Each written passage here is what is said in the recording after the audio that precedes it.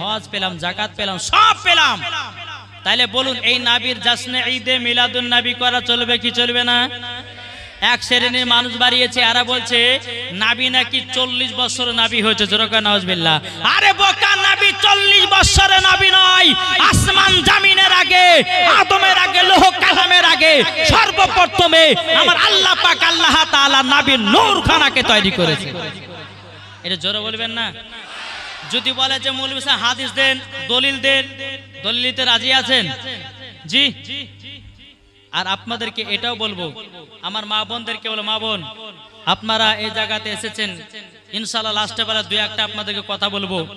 অনেকে মা বোন আছে কপালে টিকলি পড়েন, অনেকে মা বোন আছে ঠোঁটে লিপস্টিক পরেন, অনেকে মা বোন আছে নাইটি পরেন, অনেকে মা বোন আছেন মাথাতে কোফা বাঁধেন। এইগুলো করা যাবে কি যাবে না ইনশাআল্লাহ আমি লাস্টে বেলা বলে আমি এই জায়গা থেকে বিদায় নেব।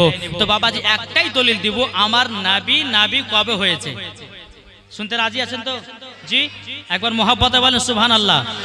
বাবাজি হযরতে জিবরিল আমিন আমার নবীজির কাছে এসেছেন, তো আসার পরে বলছে ইয়া রাসূলুল্লাহ, ইয়া হাবিবাল্লাহ নবী গো, আপনার ডেট অফ বার্থ কত?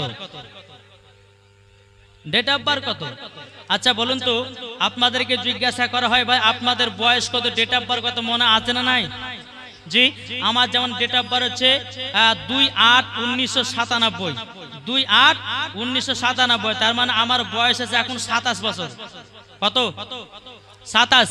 তো বাবাজি মুসলমান সোনা মানিক, হযরতে জিবরিল আমিন এসে নবীকে বলছে ইয়া রাসূলুল্লাহ, ইয়া হাবিবাল্লাহ নবী গো, আপনার ডেট অফ বার্থ কত? আমার নবী বলছে এ জিবরিল, আগে তুমি বলো তোমার ডেট অফ বার্থ কত? জোরে বলেন।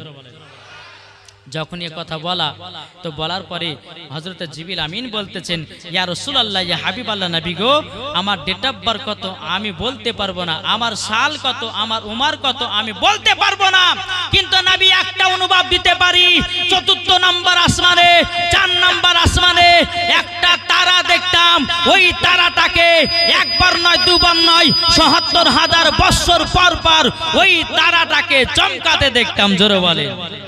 হযরতে জিবরিল আমিন বলছেন রাআইতু ৭২ মাররাতিন, ইয়া রাসূলুল্লাহ, ইয়া হাবিবাল্লাহ নবী গো, ওই তারাটাকে আমি ৭২,০০০ বার দেখেছি।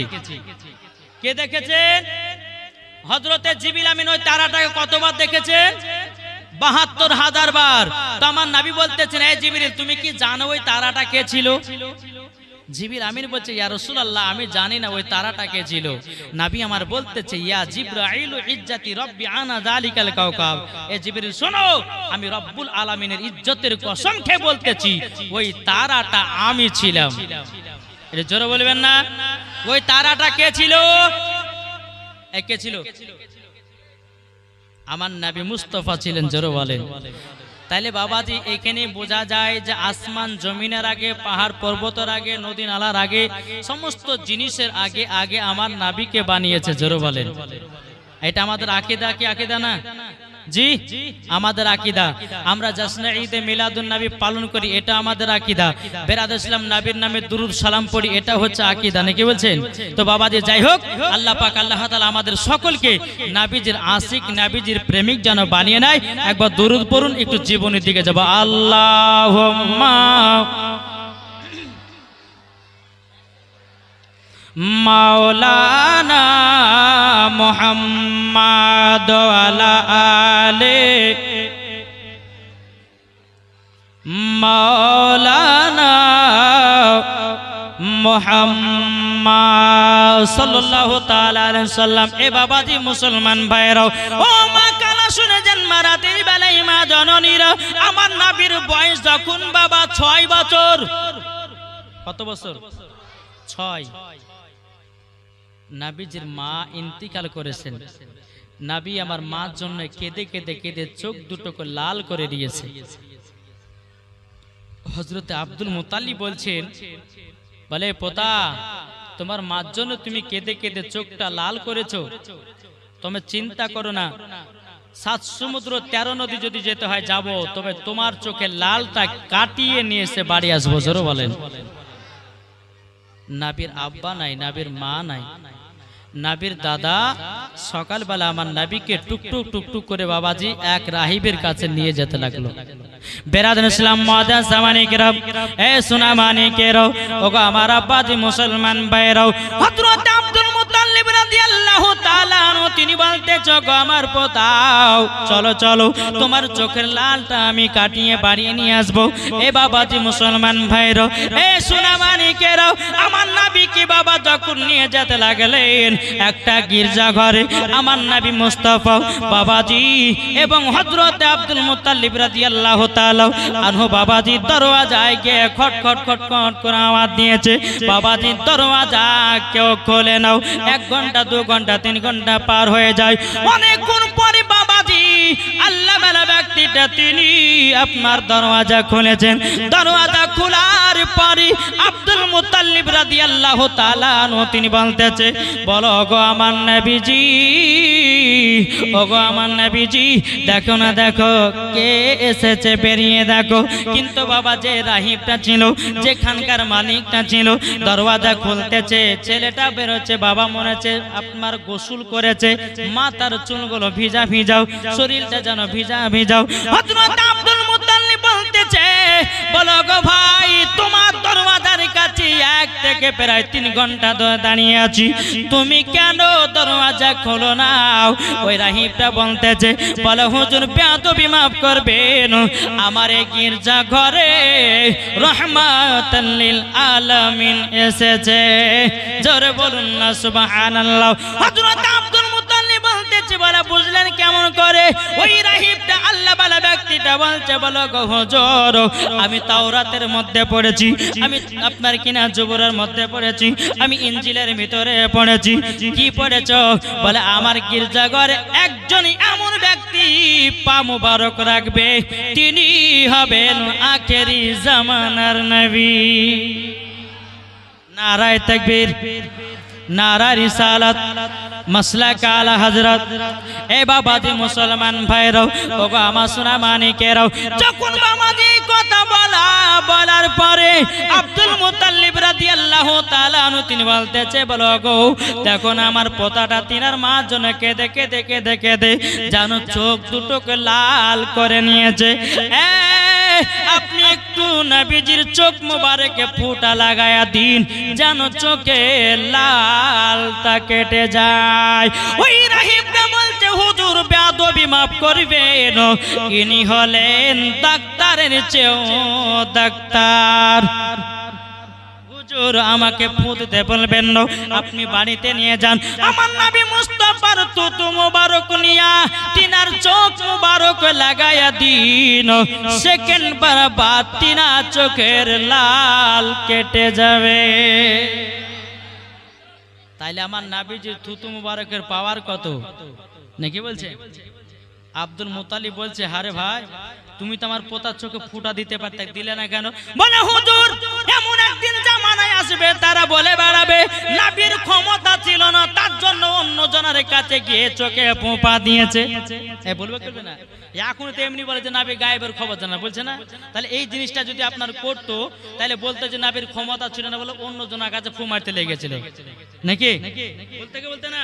তো বাবাজি মুসলমান, এই সোনা মানিকেরও আমার নবীকে নিয়ে বাড়িতে আসলেন।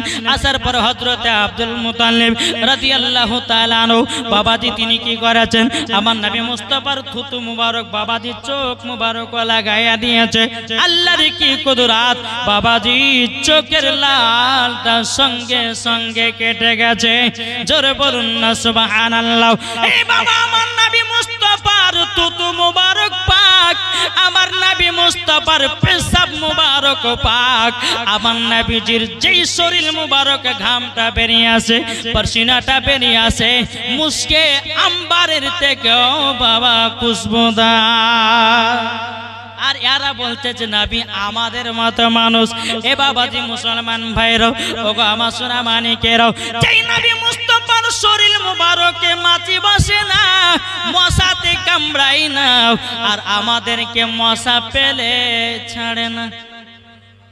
কি গো, তাহলে নবী কি আমাদের মতো? জি, নবী আমাদের মতো না। আমাদের মতো নবী যে বলবে তার ঈমান আকীদা নাই, ঠিক না?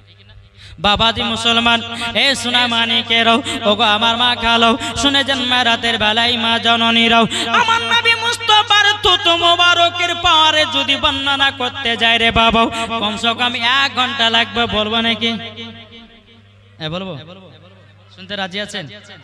এই এই এই পাগলটা উঠছে কেন গো? উঠলে পারে বাবা বক্তার কিন্তু মেজাজ ফাটা হয় নাকি বলছেন? একটু চুপচাপ বসেন, ইনশাআল্লাহ মন দিয়ে ওয়াজ শুনেন, ঈমান তাজা হবে। জোরে বলেন জি। তাই কোনটাছে, আমি চাই না বেহেশত, আমি চাই না জাহান্নাম, আমি চাই না বেহেশত, আমি চাই না জাহান্নাম, আমার কপালে লিখে দিও দয়াল নবীর নাম। জোর হবে না? আমার কপালে লিখে দিও দয়াল নবীর নাম। আমি চাই না বেহেশত, আমি চাই না জাহান্নাম, আমি চাই না বেহেশত, আমি চাই না জাহান্নাম, আমার কপালে লিখে দিও দয়াল নবীর নাম, আমার কপালে লিখে দিও দয়াল নবীর নাম। যারা নবীর আশিকি প্রেমিকা যাবে তার চলে শুধু মদিনাতে। জোরে বলুন।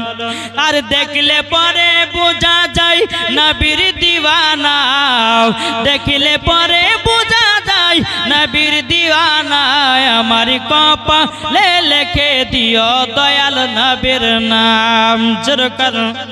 বাবাজি মুসলমান, আমার নবী মুস্তাফার তুতু মুবারকের পাওয়ার কতটা আপনাদের সম্মুখে বলবো। এই বেরাদার ইসলাম মুআজ্জামিন কিরাম, একদিন আমার নবী মুস্তাফা 1000 সাহাবীদেরকে নিয়ে বাবা খন্দকের যুদ্ধ করতে গেছে। কোন যুদ্ধ? খন্দক মানে হলো গর্ত। জোরে বলেন। আমার নবীজি 1000 সাহাবীদের কিনে যুদ্ধ করতে গেছে খন্দকের যুদ্ধতে। আমার নবীজি একটা গর্ত করছে, গর্ত করতে করতে আমার নবী মুস্তাফার পেট মোবারকে পাথর বাঁধা। হযরতে জাবির রাদিয়াল্লাহু তাআলা আনহু তিনি কিন্তু দেখে নিয়েছে পেটে পাথর বাঁধা।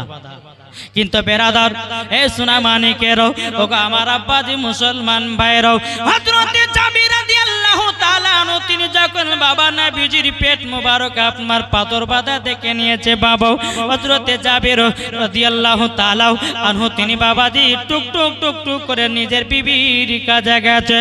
এ বিবি, বিবি গো, আজকে আমার নবী মুস্তাফার পেট মোবারকে পাথর বাঁধাও, আমরা নবীকে দাওয়াত করে খেতে নিয়ে আসবো।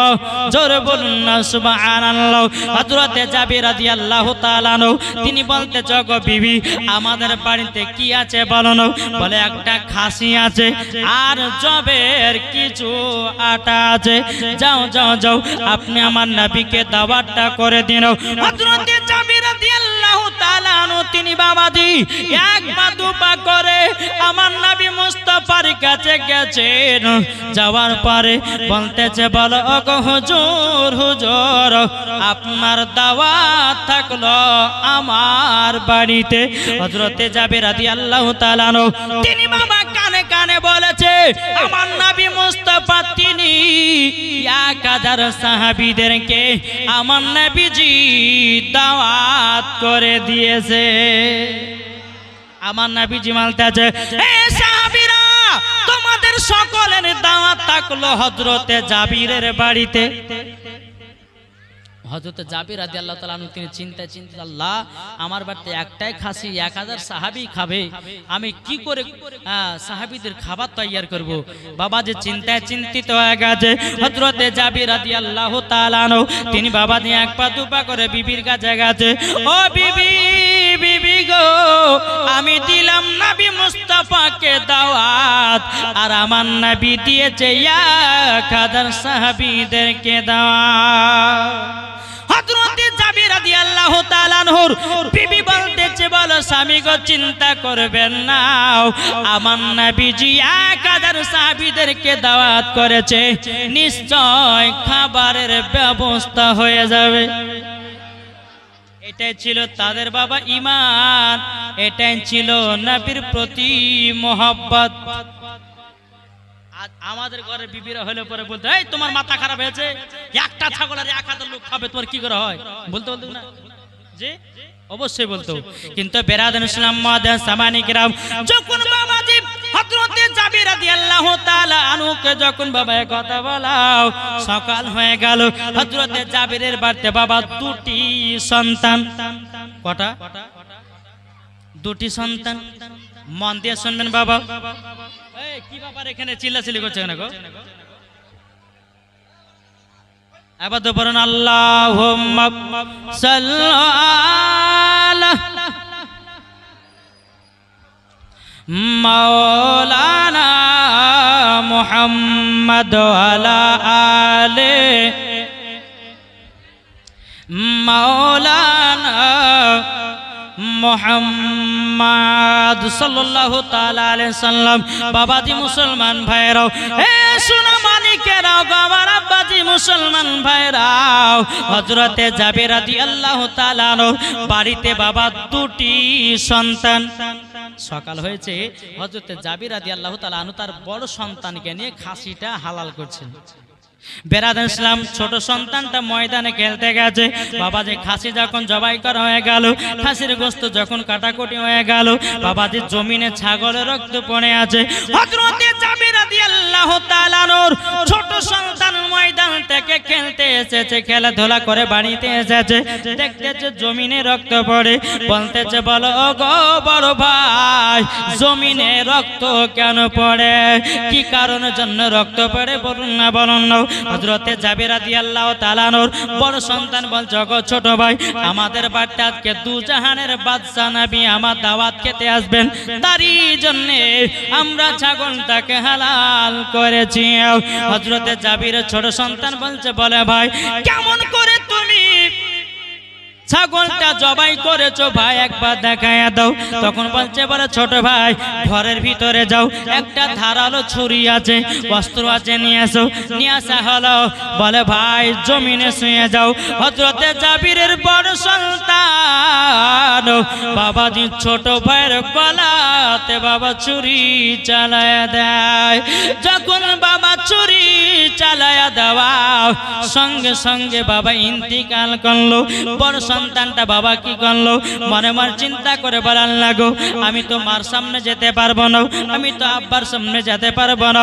হযরতে জাবিরের বড় সন্তান উঁচু জায়গাতে গিয়া লাফ মেরে দুই বেটা যেন দুজনা ইন্তিকাল করেছে। সকলে বলুন ইন্না লিল্লাহি ওয়া ইন্না ইলাইহি রাজিউন। এ বাবাজি হযরতে জাবির রাদিয়াল্লাহু তাআলা তিনি বাবাকে দেখে দে পাগল বিবিকে বলে বিবি গো আজকে আমাদের বাড়িতে রহমাতাল লিল আলামিন আসবে। ওগো বিবি আমার নবী যদি জেনে নাই হয়তো আমাদের বাড়িতে আর খানা খেতে আসবে না, আমাদের বাড়িতে দাওয়াত খেতে আসবে না। ও বিবি তুমি শোনো গো, বেটা মারা গেছে, যাক আমার বেটার থেকে দামি হলো আমার নবী মুস্তাফা। এ বাবাজি মুসলমান ভাইরাও, ওগো আমার সোনা মানিকেরাও, হযরতে জাবির রাদিয়াল্লাহু তাআলা তিনি বলতেছে বলো গো আমার বিবি চিন্তা করো না, আমার নবী যখন আসবে মনটা ভারী করে রাখো না, হাসি খুশিতে রাখবো। কিন্তু আমার আল্লাহ বলছে এ জাবির আমার নবীজি আগে থেকে জানে। এরই জন্য তো বলা হয় আমার নবীজি ইলমে গায়বের সংবাদদাতা নবী। জোরে বলেন সুবহানাল্লাহ। তাই বাবাজি মুসলমান সাহাবীরা ঢুকতে লাগলেন, নবীও আসতে লাগলেন। আমার নবী বলছে এ জাবির কোথায় আছো, গোশ আর রুটি আটাটা নিয়ে এসো। নবীর সম্মুখে হাজির করলেন। আমার নবী মুস্তাফা থুতু মুবারক গোশতে দিয়ে দিলে। জোরে বলেন থুতু মুবারক কি করলো, আটাতে দিয়ে দিলেন। দেওয়ার পরে জাবির যাও তোমার বিবিকে রুটি এবং গোশত রান্না করতে বলো। জোরে বলেন। তাহলে চিন্তা করেন আপনি আপনাদের মোড় থেকে সকালবেলা 2 কেজি গোশত কিনে নিয়ে আসবেন, নিয়ে আসার পর আপনার বিবিকে বলে বিবি ভালো করে রান্না করো, একবার জোহর সময় একবার হেভি করে খাবো। আপনি খেতে বসেছেন, আপনি এক হাড়ি গোশত একটু থুতু দিয়ে দিলেন, বউতে খাবে, ছেলেতে খাবে, বেটাতে খাবে, বিটিতে খাবে, খাবে কেউ খাবে না। আর আমার নবী মুস্তাফার থুতু মুবারক দিলে বরকত বেড়ে যায়। জোরে বলে আমার নবী মুস্তাফার থুতু মুবারক খেলে বাবা শরীরের অসুখ ভালো হয়ে যায়, জোরে বলেন। আর এই বোকারা বলছে যে নবী আমাদের মতো, ওকে জুতের বাড়ি পিটার দরকার আছে না নাই? যে